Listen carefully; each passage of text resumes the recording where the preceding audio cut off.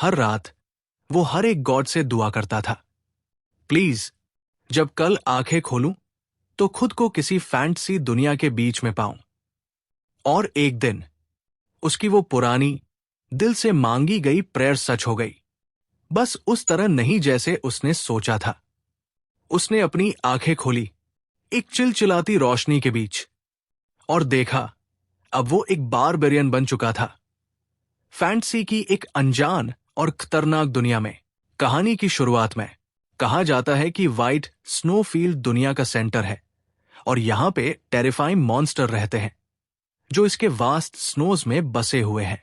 इन monsters में एक giant white serpent है जो ग्लेशियर्स को निगल जाता है, एक ह्यूज ग्रे बियर है जो अर्थक्वेक्स लाता है, और एक कर्स्ड रैट है जो समुद्र को करप्ट और पॉल्यूट करता है।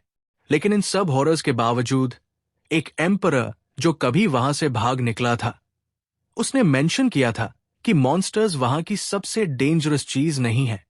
व्हाइट स्नोफील्ड के हार्ट में एक आदमी एक फेरोशियस स्कॉर्पियन लाइक मॉन्स्टर का सामना करता है और उससे एक फियर्स बैटल में एंगेज करता है और स्विफ्ट स्ट्राइक्स के साथ उसे एलिमिनेट करने में सक्सेसफुल होता है।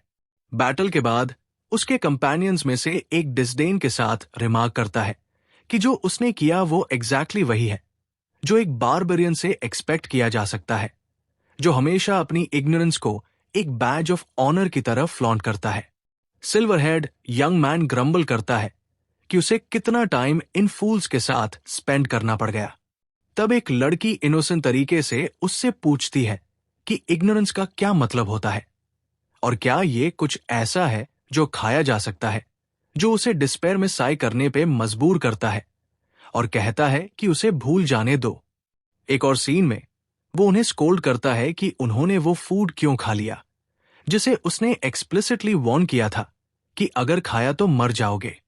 वो अपना एस्टॉनिशमेंट एक्सप्रेस करता है कि कैसे उन्होंने सब कुछ एक हफ्ते से भी कम टाइम में डिवार कर दिया, जिस पर लड़की और बॉल्ड आदमी रिस्पॉन्ड करते हैं कि जो उन्होंने किया वो एक एडमरेबल चैलेंज था और उसके वर्ड्स को प्रेस की तरह लेते हैं। अचानक बॉल्ड आदमी, जिसका नाम ग्रेटा है, बीमार पड़ जाता है, फिर अनकॉन्शियस होकर गिर जाता है और लड़की फ्रैंटिकली उसे जगाने की कोशिश करती है, चिल्लाते हुए। इस केओस के बीच हीरो अपने मन में सोचता है कि यह सिचुएशन कभी भी उसकी इच्छा नहीं थी।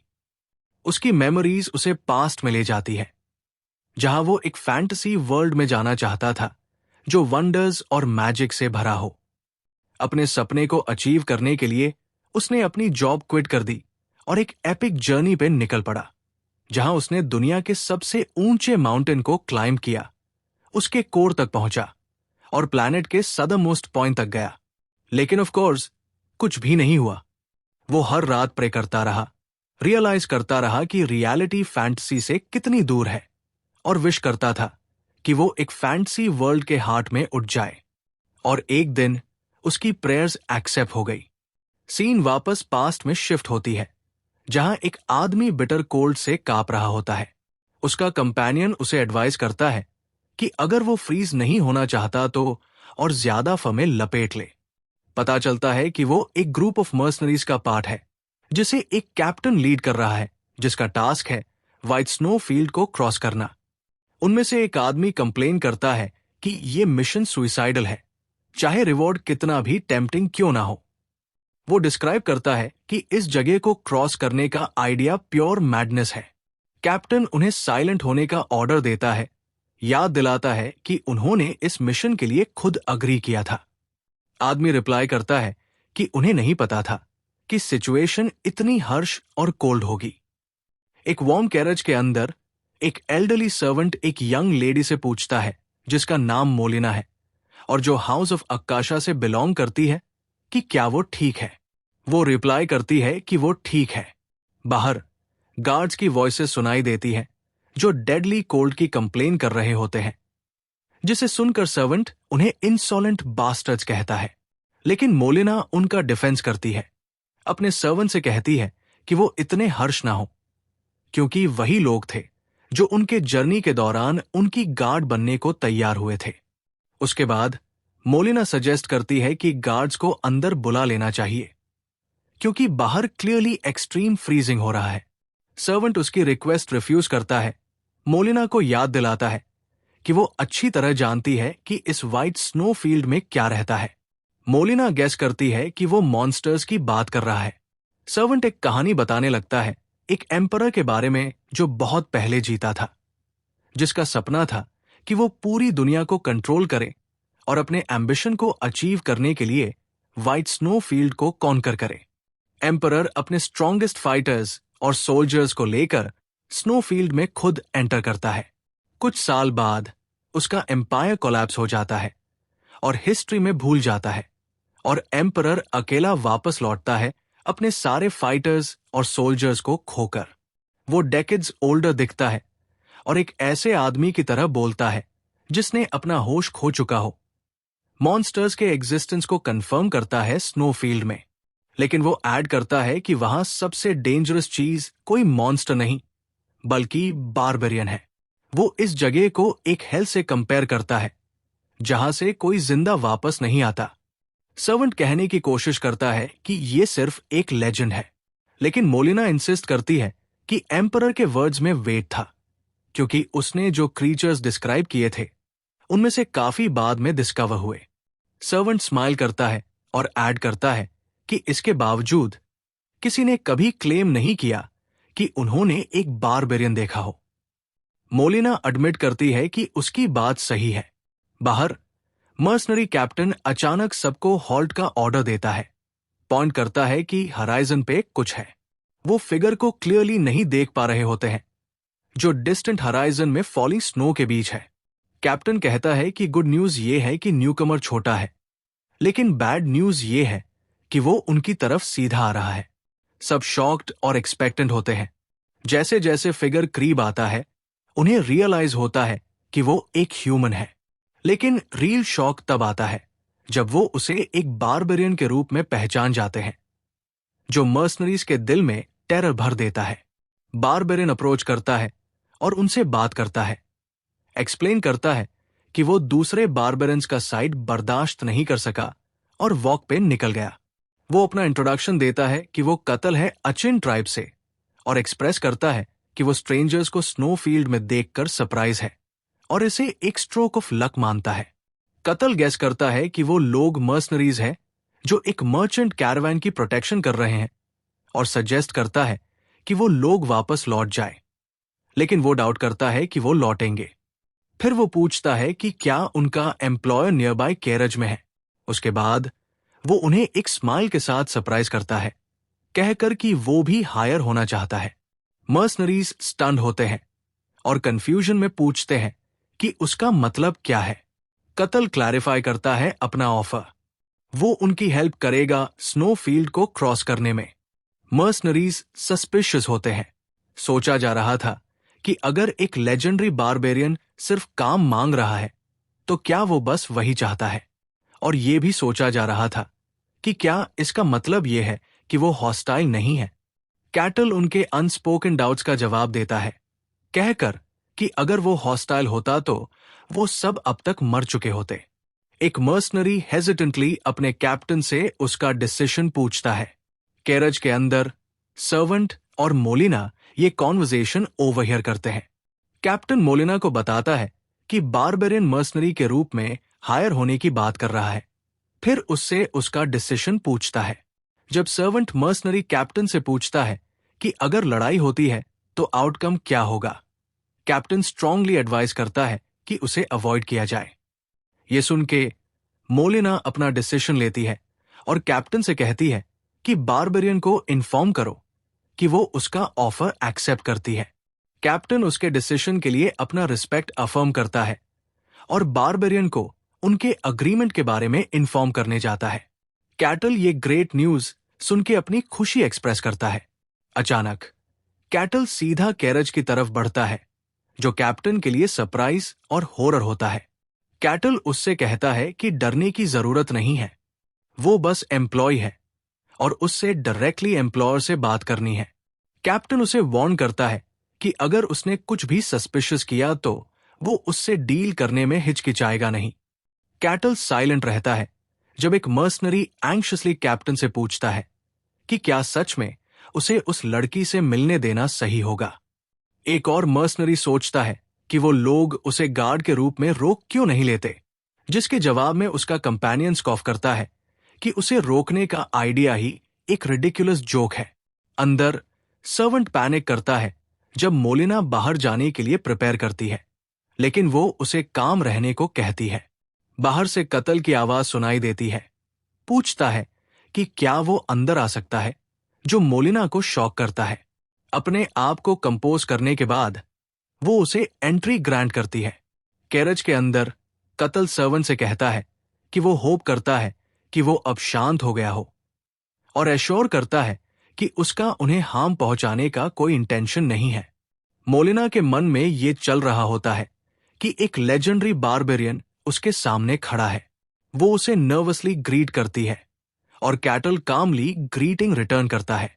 कैटल कैरेज की वार्मथ पे कमेंट करता है, नोट करता है कि स्नोफील्ड में इस लेवल की वार्मथ मेंटेन करना मुश्किल होता है। मोलिना एक्सप्लेन करती है कि वार्मथ मैजिक से आती है, और कैटल सैटिस्फाइड लगता है, जैसे उसने ये एक्सपेक्ट किया था इस वर्ल्ड से। कैटल सीधे पॉइंट पे आता है, एक्सप्लेन करता है कि ये जगह डेंजरस है और करंट मर्सनरीज के साथ उनकी सर्वाइवल चांसेस बहुत स्लिम है, इसीलिए वो उनकी प्रोटेक्शन ले लेगा। लेकिन वो ऐड करता है कि उसकी एक कंडीशन है। तो मोलिना उससे पूछती है कि वो क्या चाहता है।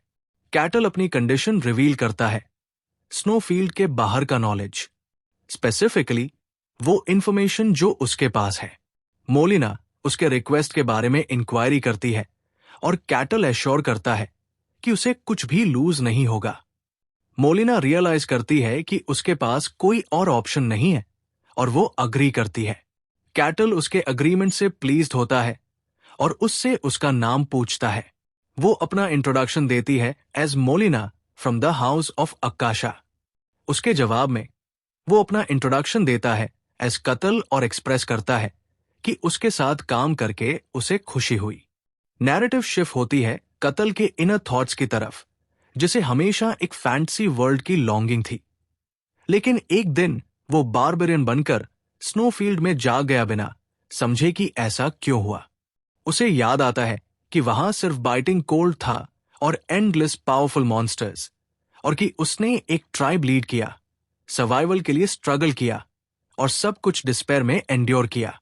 काउंटलेस सालों तक उसने कंटिन्यूअसली वहां से निकलने की कोशिश की, लेकिन एक अननोन पावर जो एक इनकम्प्लीट क्वेस्ट के रूप में अपीयर होती थी उसे रोकती थी, क्योंकि वो सिर्फ तभी निकल सकता था जब वो क्वेस्ट कंप्लीट करता, और जब वो गिव अप करने ही वाला था तभी कभी कभी बाहर की दुनिया के लोग वहां आ जाते थे। हालांकि वो कभी समझ नहीं पाया कि वो लोग खुद से ऐसे टेरेबल जगह में क्यों आते थे। कैटल ने रियलाइज किया कि इस मिजरेबल स्नोफील्ड के बाहर की दुनिया ही वो फैंटेसी और मैजिक की दुनिया है जिसका उसने हमेशा सपना देखा था। उस मोमेंट के बाद उसने सिर्फ सर्वाइवल के लिए नहीं बल्कि वहां से निकलने के गोल के लिए डिलिजेंटली काम करना शुरू किया। उसे याद आता है कि कैसे उसने मॉन्स्टर्स को क्रश किया और दिए गए क्वेस्ट्स को एक के बाद एक कंप्लीट किया, सिर्फ एक ही थॉट के साथ कि एक दिन वो यहां से निकल जाएगा, क्योंकि वो इस जगह को छोड़ नहीं सकता। आउटसाइडर से मिलने वाली इंफॉर्मेशन उसके लिए एक्सट्रीमली प्रेशियस होती है, लेकिन अब तक जितने भी ह्यूमन से वो मिला, या तो वो पैनिक कर गए और उससे लड़ने की कोशिश की, या फिर पागल हो गए। वो रिफ्लेक्ट करता है कि कितना टाइम बीत गया जब उसने किसी सिविलाइज्ड इंसान से कॉन्वर्सेशन की थी। मोलिना से बात करना उसके लिए एक हीलिंग जैसे फील होता है उस समय के बाद जो उसने अनएजुकेटेड बारबेरियंस के बीच बिताया। सीन वापस प्रेजेंट में रिटर्न करती है, जहां कैटल डिड्यूस करता है कि वो लोग वेपन्स ट्रांसपोर्ट कर रहे हैं। मोलिना उससे सरप्राइज में पूछती है कि उसे कैसे पता चला। वो एक्सप्लेन करता है कि वो कैरेज से शार्प वेपन्स की आवाज सुन सकता है, जो इस बात को ऑब्वियस बना देती है, और फिर उससे पूछता है कि क्या बाहर वॉर चल रहा है। मोलिना कंफर्म करती है कि एम्पायर और किंगडम करंटली वॉर में है, जिसके जवाब में कैटल कमेंट करता है कि बाहर की दुनिया भी कंप्लीटली पीसफुल नहीं है। मोलिना ऐड करती है कि ग्रेट एम्पायर अपने इमेंस नंबर्स के साथ हार्ड पुश कर रहा है, लेकिन किंगडम आसानी से गिवन नहीं करता, और स्वॉर्ड मास्टर्स और हीरोज बॉर्डर्स प्रोटेक्ट कर रहे हैं। ये टर्म्स कैटल की क्यूरियोसिटी को पीक करती है, और वो पूछता है कि वो किस टाइप की पावर यूज करते हैं। मोलिना पूछती है कि क्या उसे मिस्टिसिज्म के बारे में नहीं पता, और वो रिप्लाई करता है कि उसने कभी इस जगह को छोड़ा ही नहीं। मोलिना एडमिट करती है कि उसे भी एग्जैक्ट डिटेल्स नहीं पता, लेकिन वो एक्सप्लेन करना शुरू करती है। वो क्लैरिफाई करती है कि दुनिया में एक पावर होती है जिसे मिस्टिसिज्म कहते हैं, और सिर्फ बहुत ही कम लोग इसे फील या यूज कर सकते हैं। ये इंडिविजुअल्स को पावर रैंक्स दिए जाते हैं। थर्ड रैंक उन लोगों को रेफर करता है जो सिर्फ मिस्टिसिज्म की पावर को सेंस कर सकते हैं। सेकंड रैंक में वो लोग इंक्लूड होते हैं जो एक्चुअली इस पावर को यूज कर सकते हैं, और फर्स्ट रैंक में वो होते हैं जो इस पावर को मना या ऑरा के फॉर्म में मैनिफेस्ट कर सकते हैं, जिसमें नाइट्स, मेजर्स और एलिमेंट यूजर्स टिपिकली आते हैं। वो एक्सप्लेन करती है कि इसके बाद रैंक्स मीनिंगलेस हो जाते हैं, क्योंकि उनके होल्डर्स ऐसे बीइंग्स होते हैं जो ह्यूमन कंप्रहेंशन के बियॉन्ड होते हैं। वो डिस्क्राइब करती है ट्रांसेंडेंट रैंक को ऐसे लोग जो मिस्टिसिज्म को कंट्रोल और फ्रीली यूज कर सकते हैं, जो हेवेंस और अर्थ को स्प्लिट करने के कैपेबल होते हैं, और स्वॉर्ड मास्टर इस रैंक में आता है। लास्ट में एक हीरो होता है जो एक मिथिकल बीइंग के रूप में डिस्क्राइब किया जाता है, जो सिर्फ मिस्टिसिज्म कंट्रोल नहीं करता बल्कि दुनिया को खुद इन्फ्लुएंस करता है। मोलिना अपनी एक्सप्लेनेशन कंक्लूड करती है बाय नोटिंग कि इवन एक थर्ड रैंक होल्डर भी एक स्मॉल रीजन में पावरफुल माना जाता है। ये सब सुनने के बाद कैटल डिक्लेयर करता है कि वो उनसे मिलना चाहेगा, जो मोलिना को बिविल्डर्ड छोड़ देता है। कैटल अपने मन में सोचता है कि उसे याद भी नहीं कि कितना समय हो गया है इस जगह में ट्रैप हुए, और वो सिर्फ डेस्परेटली सर्वाइव करने की कोशिश कर रहा था। उसे बस इतना ही पता है कि वो एक स्नो फील्ड में है, एक फैंटेसी वर्ल्ड के बीच में, और वो यहां से एस्केप नहीं कर सकता। वो डेस्परेटली यहां से निकलना चाहता है। वो खुद को करेक्ट करता है, इंसिस्टेंटली कहकर कि उसे यहां से निकलना ही पड़ेगा। मोलिना अपनी बात कंटिन्यू करती है। कैटल से पूछती है कि क्या वो वही बारबेरियन है लेजेंड्स में जिसका जिक्र है। वो रिप्लाई करता है कि ऐसा कहा जा सकता है, और वो उसके एक्सप्रेशन से डिड्यूस करता है कि वो उसकी एग्जिस्टेंस के बारे में अवेयर है। वो कंफर्म करती है कि उसके बारे में एक लेजेंड है, जो कैटल को सुनकर सरप्राइज करता है। कैटल हंस पड़ता है जैसे ही उसे रियलाइज होता है कि वो मैडमैन जिससे वो पहले मिला था शायद वही एम्परर था उस लेजेंड से। फिर वो मोलिना को एश्योर करता है कि उसका लेजेंड शायद सच है, क्योंकि ऐसा एक आदमी बहुत समय पहले यहां आया था। कैटल टॉपिक चेंज करता है और सोचता है कि वो इतनी बड़ी क्वांटिटी में वेपन्स इस पर्टिकुलरली डेंजरस स्नो फील्ड के थ्रू क्यों ले जा रहे हैं। जब कैटल उससे पूछता है कि उसकी जर्नी का रीजन क्या है, मोलिना रिप्लाई करती है कि उन्हें बहुत पैसा चाहिए। वो एक्सप्लेन करती है कि उसका परिवार, जो जनरेशन से ट्रेड में रहा है, एनवियस राइवल्स की स्कीम्स की वजह से मैसिव डेप्थ्स में चला गया, और ये जर्नी उनके फैमिलीज कोलैप्स को प्रिवेंट करने के लिए है। कैटल क्लेवरली डिड्यूस करता है कि उसका प्लान डेप्थ्स चुकाने का ये है कि वो वेपन्स किंगडम को सेल करे जो एम्पायर के साथ वॉर में है, जो मोलिना को सरप्राइज करता है कि उसे कैसे पता चला। कैटल अपना रीजनिंग एक्सप्लेन करता है, कहकर कि उसने पहले मेंशन किया था कि एम्पायर ह्यूज नंबर्स के साथ अटैक करता है। इसका मतलब उसके पास वेपन्स की कमी नहीं है, इसलिए जरूरत किंगडम को है, और जब सप्लाई लो होती है और डिमांड हाई तो प्राइसेस राइज करते हैं। वो कंक्लूड करता है कि भले ही उसे बाहर की चीजों का वैल्यू नहीं पता, लेकिन प्रॉफिट जरूर इतना होगा कि स्नो फील्ड क्रॉस करने का रिस्क लेना वर्थ है।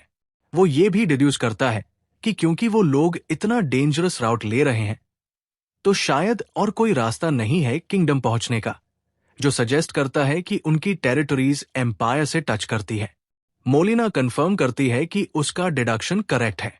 मोलिना उसकी श्रूडनेस से स्टन्ड होती है, सोचती है कि ये इम्पॉसिबल है, क्योंकि उसने सुना था कि लेजेंडरी बारबेरियन एक सैवेज इग्नोरेमस है, और वो सोचती है कि उसकी रियल आइडेंटिटी क्या है।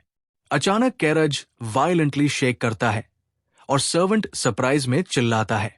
कैटल कामली अनाउंस करता है कि उनके पास अनइनवाइटेड गेस्ट्स हैं।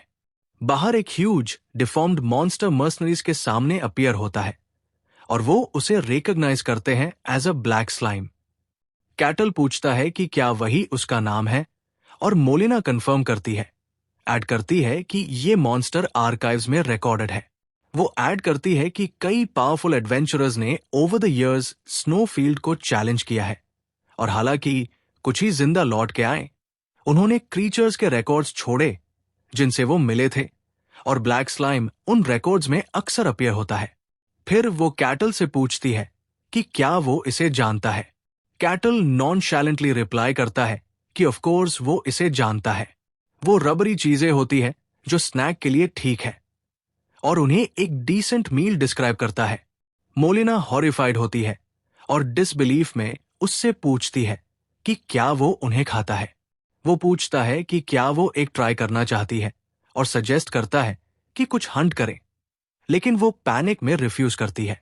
ब्लैक स्लाइम अटैक करने की तैयारी करता है और सब लोग कैटल की तरफ हेल्प के लिए देखते हैं, लेकिन कैटल क्लैरिफाई करता है कि उसका उनके साथ एक पैक्ट है उनकी लाइव्स प्रोटेक्ट करने का, इसलिए वो सिर्फ तभी इंटरवीन करेगा जब रियल डेंजर होगा। वो कहता है कि वो लोग खुद ही इस चीज को हैंडल कर सकते हैं और सबसे इंपॉर्टेंट बात यह है कि उसे खुद असेस करना है कि आउटसाइड वर्ल्ड की पावर लेवल क्या है। मॉन्स्टर मर्सनरीज पे अटैक करता है और कैप्टन अपने मेन को शील्ड्स रेज करने का ऑर्डर देता है। मर्सनरीज मॉन्स्टर के पावरफुल अटैक्स के अगेंस्ट स्ट्रगल करते हैं। उनमें से एक जंप करता है और मॉन्स्टर को फिनिश करने की कोशिश करता है, लेकिन वो इंसेक्ट की तरह उछलकर फेंक दिया जाता है, जिससे वो मॉन्स्टर की स्ट्रेंथ को कर्ज करता है।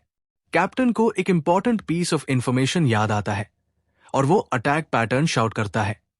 एक्सप्लेन करता है कि ब्लैक स्लाइम सिर्फ स्ट्रेट लाइंस में मूव कर सकता है और अपने मेन को डिस्पर्स होने और कोऑर्डिनेटेड अटैक का ऑर्डर देता है। उसके मेन तुरंत ऑर्डर का रिस्पॉन्स देते हैं, अपने अंडरस्टैंडिंग को कंफर्म करते हैं न्यू प्लान का। मर्सनरीज कैप्टन के प्लान को प्रीसाइसली एक्सिक्यूट करते हैं, ब्लैक स्लाइम के अटैक्स को डॉज करते हैं और अपने ब्लोस साइमल्टेनियसली डिलीवर करते हैं। मॉन्स्टर पेन में चिल्लाता है उनके कोऑर्डिनेटेड अटैक्स के वेट के नीचे। जब वो रिलेंटलेसली स्टैब करते रहते हैं, कैप्टन उन्हें अर्ज करता है कि अटैक कंटिन्यू रखे बिना रुके। जब कैप्टन रियलाइज करता है कि नॉर्मल अटैक्स यूजलेस है, कैप्टन अपने लोगों को ऑर्डर देता है कि मॉन्स्टर के अंदर छिपे हुए न्यूक्लियस को टारगेट करें। कैप्टन खुद अपनी ग्लोइंग तलवार से एक पावरफुल ब्लो देता है, स्लाइम के बॉडी को काट के न्यूक्लियस को तोड़ देता है। मॉन्स्टर का रेड न्यूक्लियस टूट जाता है और उसका बॉडी मेल्ट होने लगता है। मर्सनरीज अपनी जीत का जश्न मनाते हैं, सांस लेते हुए और यकीन नहीं करते कि वो इसे हरा पाए। लेकिन उनका जश्न ज्यादा देर नहीं टिकता, क्योंकि एक और मॉन्स्टर, एक जायंट व्हाइट वुल्फ, अचानक सामने आ जाता है। मर्सनरीज तुरंत नए खतरे से टकरा जाते हैं और एक चिल्लाता है कि सब लोग उसके गले का निशाना लें। फिर उनमें से एक सीधा वुल्फ पर जंप मार देता है। बैटल के बाद एक मर्सनरी थोड़ा एरोगेंस के साथ कहता है कि व्हाइट स्नोफील्ड इतना डेंजरस नहीं है और शायद अफवाह ही थी। लेकिन कैप्टन उसे वार्न करता है कि ज्यादा सेल्फ कॉन्फिडेंट मत हो, याद दिलाता है कि अभी वो आधे रास्ते भी नहीं पहुंचे हैं। कॉन्वर्सेशन कत्ल पर शिफ्ट होती है, जहां एक मर्सनरी पूछता है क्या बारबेरियन सच में स्ट्रांग है, ये पॉइंट आउट करते हुए कि वो सिर्फ एम्परर के लेजेंड का हिस्सा है और अब तक फाइट नहीं किया। दूसरा ऐड करता है कि कत्ल तो सपोजिटली इस जगह के फूड चेन के बॉटम में है और उन्हीं पर प्रोटेक्शन के लिए डिपेंड करता है, तो वो सजेस्ट करता है कि उन्हें उसकी स्ट्रेंथ चेक करनी चाहिए। केरज के अंदर मोलिना और कत्ल के बीच साइलेंस होता है। एक मर्सनरी कैरज के पास आता है और मोलिना से बात करने की रिक्वेस्ट करता है। वो याद दिलाता है कि वो लोग मर्सनरीज हैं जो अपनी जान जोखिम में डालकर इस मिशन को पूरा कर रहे हैं, जो कॉन्ट्रैक्ट के जरिए उनसे जोड़ा हुआ है। मोलिना उनके शुक्रगुजार होती है कि उन्होंने ये डेंजरस मिशन एक्सेप्ट किया, जिसे सिर्फ सुनकर ही बाकी सब लोग भाग गए थे और कि उनके बिना तो वो कोशिश भी नहीं कर पाती। लेकिन मर्सनरी क्लियर करता है कि एक चीज है जो उसे परेशान कर रही है। बारबेरियन ने अब तक एक भी फाइट नहीं की। वो कहते हैं कि वो देखना चाहते हैं क्या बारबेरियन सच में उस स्पेशल ट्रीटमेंट के लायक है जो उसे मिल रहा है। कैप्टन कहता है कि उसने उन्हें रोकने की कोशिश की थी, लेकिन उन्होंने नहीं सुना। कतल, जो सब सुन रहा होता है, बीच में बोलता है कि उसे अपनी स्ट्रेंथ टेस्ट करने में कोई प्रॉब्लम नहीं है, लेकिन अभी नहीं। वो एक्सप्लेन करता है कि उनके पहले से कुछ और मेहमान आए हुए हैं। तभी एक नया ऑमिनस वॉइस सुनाई देता है, जो वीक ह्यूमंस के आने से खुश होता है और उन्हें एक डेलिकेसी के रूप में डिस्क्राइब करता है। सब लोग नए खतरे को देखकर शॉक हो जाते हैं। एक ह्यूज टेरिफाइंग व्हाइट सर्पेंट सामने आता है, जो कहता है कि चिल्लाओ और सफर करो जितना चाहो, क्योंकि ये उसके मील का टेस्ट बढ़ा देगा। सर्पेंट की ओवरवेलमिंग प्रेजेंस से मोलिना और मर्सनरी स्पेन में चिल्लाने लगते हैं। कतल आगे बढ़ता है और सर्पेंट को रुकने का ऑर्डर देता है, अनाउंस करता है कि ये लोग उसके गेस्ट्स हैं और उसे वापस जाने को कहता है। सर्पेंट कतल से पूछता है कि वो यहां क्या कर रहा है। उसे याद दिलाता है कि स्नोफील्ड के रूल्स कहते हैं कि ट्राइब की टेरिटरी से बाहर जाना मना है। कतल रिप्लाई देता है कि ये उसका काम नहीं है, जो सर्पेंट को गुस्सा दिलाता है और कहता है कि वो एक सर्पेंट है और कैसे एक बारबेरियन उसे ऑर्डर दे सकता है जबकि उसे इमोर्टैलिटी का प्रॉमिस मिला है। कतल सार्केस्टिकली रिप्लाई करता है कि अगर ऐसा है तो उसे थोड़ा डिसिप्लिन की जरूरत है, और वो फियर्स अटैक से उस पर हमला कर देता है।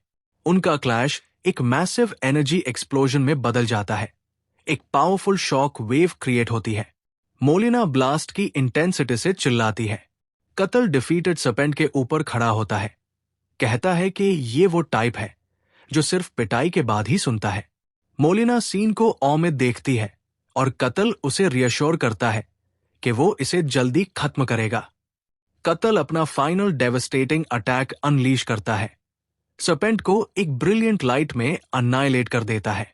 जो कुछ भी हुआ उसके बाद वो मर्सनरीज जो कतल की पावर पेड आउट कर रहे थे उससे माफी मांगते हैं, जिस पर वो रिप्लाई करता है कि कोई बात नहीं, क्योंकि वो समझता है कि एक स्ट्रेंजर पर भरोसा करना आसान नहीं होता। कतल मोलिना से कहता है कि उसके पास एक क्वेश्चन है। वो नोटिस करता है कि उसके कपड़ों और तरीके से लगता नहीं कि वो सिर्फ अपने फैमिली की रिप्रेजेंटेटिव है, और पूछता है कि उसने पर्सनली ये डेंजरस जर्नी क्यों चूज की। थोड़ी हेजिटेशन के बाद मोलिना बताती है कि वो वेलिका की पहली बेटी है, जो लॉर्ड कस्काशा की कॉन्क्यूबाइन यानी सेकंड वाइफ थी।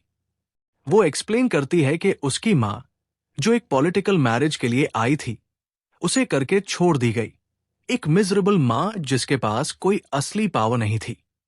मोलिना कॉन्फेस करती है कि वो और उसकी मां सिर्फ नाम के लिए फैमिली का हिस्सा है। रियलिटी में उन्हें सर्वेंट्स की तरह ट्रीट किया जाता है। फिर वो रिग्रेट करती है कि इतना सब कुछ बोल दिया। वो कंफर्म करती है कि उसने खुद वॉलंटियर किया इस डेंजरस जर्नी के लिए कि कोई तो एग्जाम्पल सेट करे। कतल कहता है कि वो समझ गया और उसे स्मार्ट, ग्रीडी और हाईली एम्बिशियस डिस्क्राइब करता है। तभी स्नोफील्ड का एग्जिट सामने आ जाता है। मर्सनरीज इस सीन को देख के सरप्राइज हो जाते हैं। ग्रीन ग्रास देखकर पता चलता है कि उनकी स्नो वाली जर्नी का एंड आ गया है। मोलिना कतल का शुक्रिया अदा करती है और कतल कहता है कि अब वो एम्पायर के थ्रू वापस जा सकते हैं, क्योंकि वेपन्स बेचने के बाद सब आसान हो जाएगा। मोलिना उससे पूछती है कि उसने उसे स्मार्ट और एम्बिशियस कहकर क्या मतलब निकाला था। कतल कंफर्म करता है कि उसका मतलब वही था जो उसने बोला।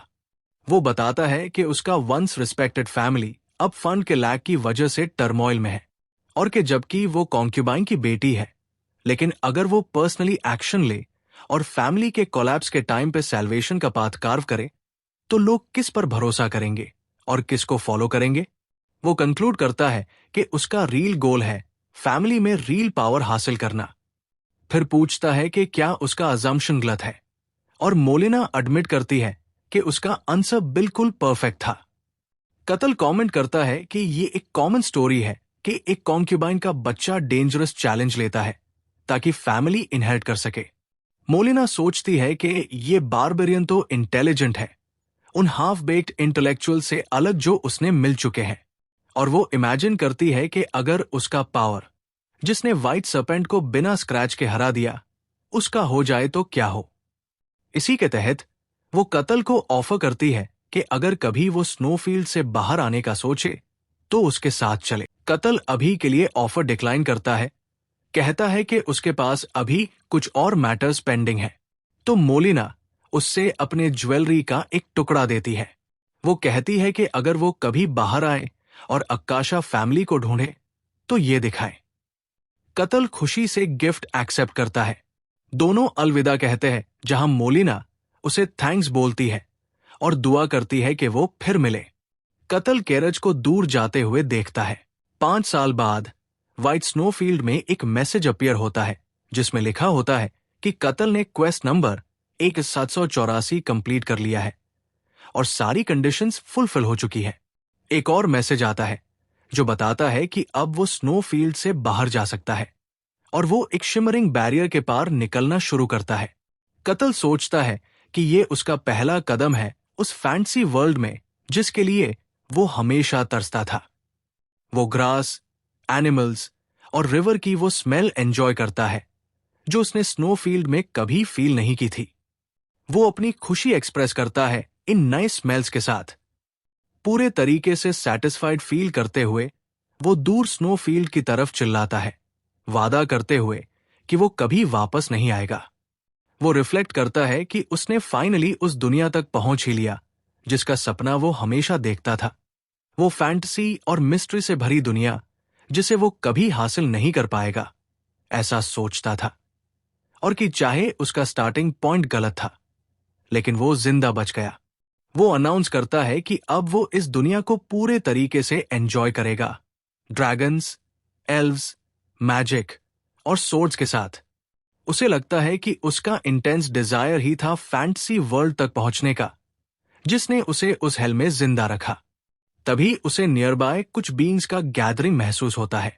उसे लगता है कि वो कोई विलेज है और वो एक्साइटेड होता है फाइनली एक सिविलाइज्ड टाउन देखने के लिए।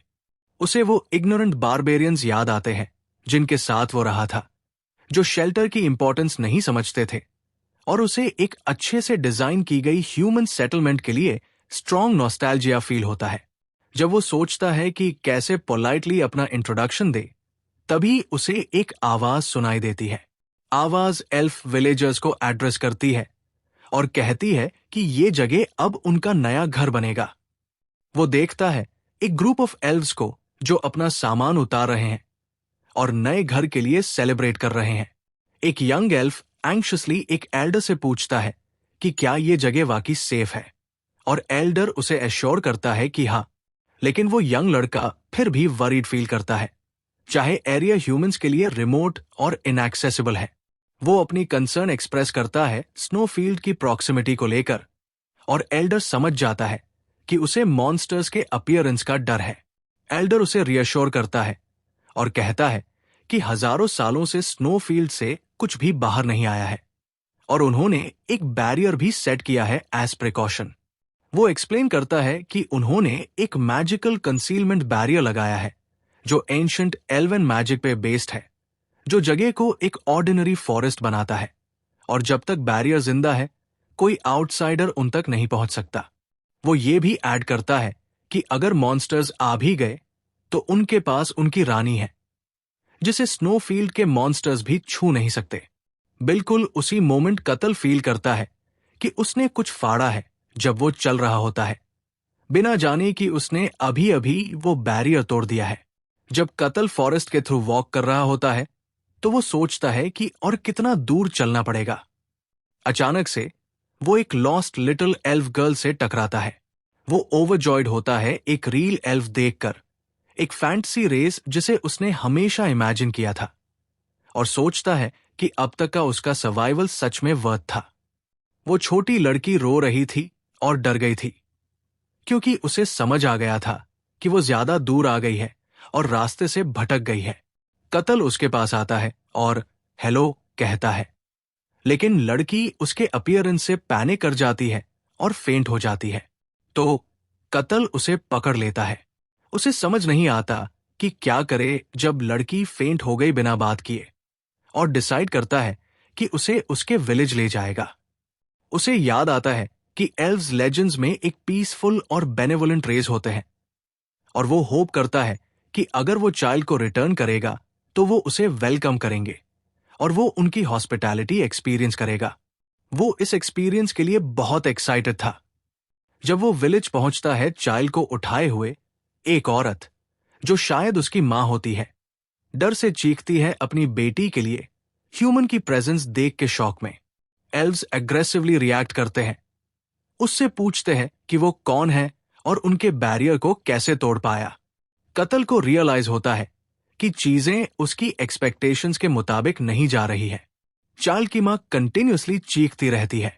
एल्फ एल्डर शॉक होता है, सोचता है कि एक ह्यूमन कैसे उनके प्रोटेक्टेड लैंड में आ गया with a barrier in place. एक एल्फ एल्डर को बताता है कि बैरियर में एक क्रैक है और एल्डर पैनिक कर जाता है। पूछता है कि उनकी क्वीन कहाँ है, तो बताया जाता है कि वो थोड़ी देर के लिए रिकनाइसेंस टूर पर गई है। कतल एक्सप्लेन करने की कोशिश करता है कि वो उनका एनिमी नहीं है, लेकिन एक वॉरियर उसे धमकाता है कि अगर उसने चाइल्ड रिटर्न नहीं की तो वो उसे दुनिया के कोने कोने तक चेस करेगा। एल्डर डिक्लेयर करता है कि उनका लोकेशन एक्सपोज हो चुका है और कंक्लूड करता है कि सिंस बैरियर ब्रीच हो गया है, ह्यूमंस जरूर फुल प्लानिंग के साथ आए हैं। वो सोचता है कि ह्यूमंस उन्हें कब से ट्रैक कर रहे हैं। कतल रियलाइज करता है कि वो लोग उसे एक किडनैपर समझ रहे हैं और डिसाइड करता है कि सबसे पहले उसे ये मिसअंडरस्टैंडिंग क्लियर करनी होगी। वो चाइल्ड को, जो अब होश में आ चुकी होती है, जमीन पर रख देता है और कहता है कि वो अपने लोगों के पास वापस चली जाए। चाइल्ड उसकी तरफ टेरिफाइड देखती है। उसके डरावने चेहरे को देखकर फिर भाग जाती है। वो लड़की इतना ज्यादा रोती और चीखती है कि कतल सोचता है, क्या वाकई उसका चेहरा इतना डरावना है? वो थोड़ा शॉक होता है। उसे लगता था कि स्नोफील्ड में उसका अपीयरेंस काफी ठीक था। वो उनसे फिर बात करने की कोशिश करता है, एक्सप्लेन करता है कि उसने चाइल्ड वापस दे दी और वो उनका एनिमी नहीं है। लेकिन एल्डर चीखता है कि हॉस्टेज रिलीज हो गया है और सबको अटैक करने का ऑर्डर देता है, और एल्व्स उस पर अपने एरोज एम करते हैं। वो एरोज शूट करते हैं और कतल सोचता है कि क्या वो उसकी बात सुन भी रहे हैं। कतल सिचुएशन पे रिफ्लेक्ट करता है। लेजेंड्स में एल्व्स एक काइंड, नेचर लविंग और पीसफुल रेस होते हैं, लेकिन जो रियल एल्व्स उसने देखे हैं वो वायलेंट और सैवेज है। वो कंक्लूड करता है कि एंड में एल्व्स एक ऐसी रेस है जो नेचर में जीती है, जिसका मतलब है उनका लाइफस्टाइल शायद उसके इमेजिनेशन से ज्यादा ब्रूटल हो। वो कंक्लूड करता है कि नेचर एक ऐसी दुनिया है जहां सर्वाइवल ऑफ द फिटेस्ट होता है, जो बिल्कुल पीसफुल नहीं है। और इस सेंस में एल्व्स की ब्रुटैलिटी को समझा जा सकता है। जब एरोज उस पर बरस रहे होते हैं और उसके बॉडी से टकरा के गिर जाते हैं बिना उसे छूते, तो वो कामली एक्सेप्ट करता है कि ये रियलिटी है। एल्व्स शॉक होते हैं और एल्डर वंडर करता है कि कतल कौन से मैजिकल टूल का यूज कर रहा है, और आर्चर्स को अटैक कंटिन्यू करने का ऑर्डर देता है, ये अस्यूम करते हुए कि उसके भी लिमिट्स हैं। कतल डिसाइड करता है कि उन्हें शांत करने के लिए वो एक massive wave of purple energy unleash करेगा। एक्सप्लोजन एक पावरफुल शॉकवेव क्रिएट करता है जो एल्व्स को हवा में उड़ा देता है। एल्डर स्टन्ड होता है, समझने की कोशिश करता है कि अभी क्या हुआ। कतल, जो ब्लास्ट के बाद बने क्रेटर में खड़ा होता है, रिपीट करता है कि वो उनका एनिमी नहीं है। वो सोचता है कि शायद उसने अपनी स्ट्रेंथ का अंदाजा थोड़ा गलत लगा लिया था। उसी मोमेंट कतल पे एक और एरो से अटैक होता है, जो एक फीनिक्स लाइक फायरी ऑरा से सराउंडेड होता है, और वो अटैक एक पावरफुल फायरी एक्सप्लोजन क्रिएट करता है। ये अटैक एल्फ क्वीन मैरिया हशन कुसिया ने लॉन्च किया था, और वो पूछती है कि यहां क्या हो रहा है। एल्डर उसे बताता है कि एक ह्यूमन ने उन पर अटैक किया है। क्वीन कंक्लूड करती है कि जिसका उसे डर था वही हो गया है, और ये जगह अब सेफ नहीं रही। कैटल उससे बात करने की कोशिश करता है, होप करता है कि वो उसकी स्टोरी सुनेगी। एल्डर स्टन होता है कि कैटल अभी भी खड़ा है, जबकि उसने डायरेक्ट हिट लिया है हर मैजेस्टी से। क्वीन कत्ल से पूछती है कि क्या वो एक और पावरफुल एनिमी है जो उन्हें हार्म करने आया है। वो डिक्लेयर करती है कि ह्यूमंस डिस्पिकेबल क्रीचर्स होते हैं और अपना इंट्रोडक्शन देती है as the queen of the leaf tribe.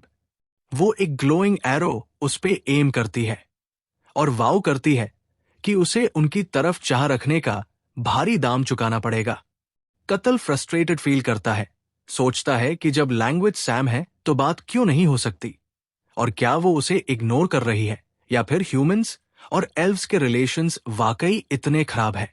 वो डिसाइड करता है कि फोर्स यूज करना अनअवॉइडेबल है। उसे वो लेसन याद आता है जो उसने स्नोफील्ड में सीखा था। अगर वो नहीं सुनते तो तब तक मारो जब तक सुनने न लगे। क्वीन अपना मैजिकल एरो रिलीज करती है। एरो ट्रांसफॉर्म हो जाता है एक मैसिव स्पेक्ट्रल ड्रैगन हेड में और कत्ल की तरफ बढ़ता है। कत्ल काउंटर अटैक के लिए प्रिपेयर करता है, अपने फिस्ट में एनर्जी गैदर करता है। वो स्पेक्ट्रल ड्रैगन को अपने पंच से मारता है जिससे एक मैसिव एक्सप्लोजन होता है। क्वीन रिजल्ट देख के शॉक होती है। कत्ल अपने फिस्ट की तरफ देखता है और रिग्रेट के साथ कमेंट करता है, जैसे उसे लगता है कि उसने अपनी पावर ज्यादा यूज कर दी। क्वीन पीछे गिर जाती है। क्वीन ग्राउंड पे गिरती है, डिफीटेड। कत्ल सोचता है कि शायद उसे अपनी पावर कंट्रोल करनी चाहिए थी। क्वीन इस ब्रीफ क्लैश से रियलाइज करती है कि उसका अपोनेंट स्ट्रांग है, कम से कम एक ट्रांसेंडेंट लेवल का, और सोचती है कि ऐसा पावरफुल कोई यहां क्यों आया है। एल्फ क्वीन कत्ल की पावर को रिकॉग्नाइज करती है और अपने लोगों को तुरंत एरिया छोड़ने का ऑर्डर देती है फॉर देयर सेफ्टी। एल्व्स उसके कमांड पे विद्रॉ करते हैं। क्वीन कत्ल से कहती है कि वो उसकी स्ट्रेंथ को एक्नॉलेज करती है, लेकिन एश्योर करती है कि वो कभी अपना गोल अचीव नहीं करेगा। कत्ल सोचता है कि सिचुएशन एक कंप्लीट डिजास्टर बन चुकी है, जबकि उसका सिर्फ ये मानना था कि उनसे बात करे। क्वीन एक पावरफुल स्पेल चांट करना स्टार्ट करती है और एक हॉर्न्ड बीइंग को समन करती है जो प्योरेस्ट फ्लेम कैरी करता है। वो एक ग्रेट स्पिरिट समन करती है in the form of a flaming bull named वगो।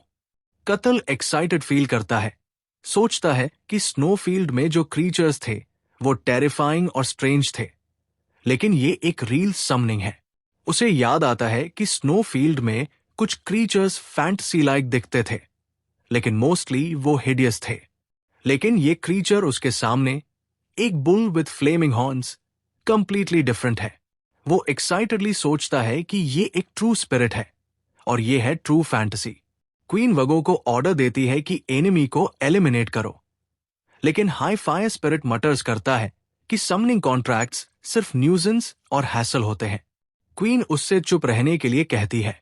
वो सोचती है कि पावरफुल स्पिरिट्स यूजुअली ओल्ड और एरोगेंट होते हैं और कि वो ये कॉन्ट्रैक्ट बिना दूसरी ट्राइब की हेल्प के कभी कंप्लीट नहीं कर पाती। उसने कभी एक्सपेक्ट नहीं किया था कि उसे इस तरीके से उसे समन करना पड़ेगा। वो दोबारा वगो को ऑर्डर देती है कि अपना कॉन्ट्रैक्ट फुलफिल करो। वगो पूछता है कि क्या कॉन्ट्रैक्ट ये कहता है कि उस ह्यूमन को मारना है जो उसके सामने खड़ा है, लेकिन वो अचानक हेजिटेट करता है जब वो कत्ल में कुछ स्ट्रेंज नोटिस करता है। वो कत्ल के इंटिमिडेटिंग ऑरा को देखता है और वंडर करता है कि क्या वो वाकई ह्यूमन है। तभी कत्ल अभी भी एक डेज में होता है फैंटेसी सीन की स्प्लेंडर देख के, लेकिन फिर रियलाइजेशन होती है डिसअपॉइंटमेंट के साथ कि जिसे मारना है वो खुद ही है।